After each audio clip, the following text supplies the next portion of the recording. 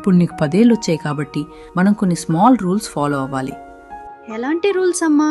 మొదటిది, నువ్వు ఏడవటం వల్ల అన్నీ సాల్వ్ కావు. ఏదైనా ప్రాబ్లం ఉంటే క్లియర్ది చెప్పాలి, ఏడ్చి సాధించకూడదు. That is called communication. రెండవది, నీ హోంవర్క్ నువ్వే చేసుకోవాలి, వేరే వాళ్ళ మీద డిపెండ్ అవ్వకూడదు. నీకేమైనా డౌట్స్ వస్తే హెల్ప్ అడగాలి. That is independence.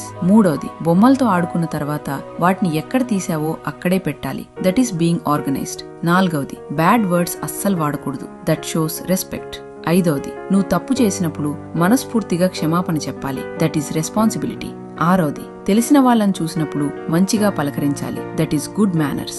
ఏడవది, ఇంటి పనుల్లో అమ్మా నాన్నలకు ఇష్టంగా హెల్ప్ చేయాలి. That is sharing. ఎనిమిదవది, నీకు ఏదైనా అర్థం కాకపోయినా లేదా డౌట్ వచ్చినా మౌనంగా ఉండకుండా వెంటనే అడిగి తెలుసుకోవాలి. That is honesty. తొమ్మిదవది, కారణం లేకుండా కోప్పడ్డం, చిరాకు పడ్డం చెయ్యకూడదు. నీ ఎమోషన్స్ ని కంట్రోల్లో ఉంచుకోవాలి. పదవది, ప్రతిరోజు కొత్తగా ఏదైనా నేర్చుకోవడానికి ప్రయత్నించాలి. That is growth. సరే అమ్మా, నాకు అర్థమైంది. Very good.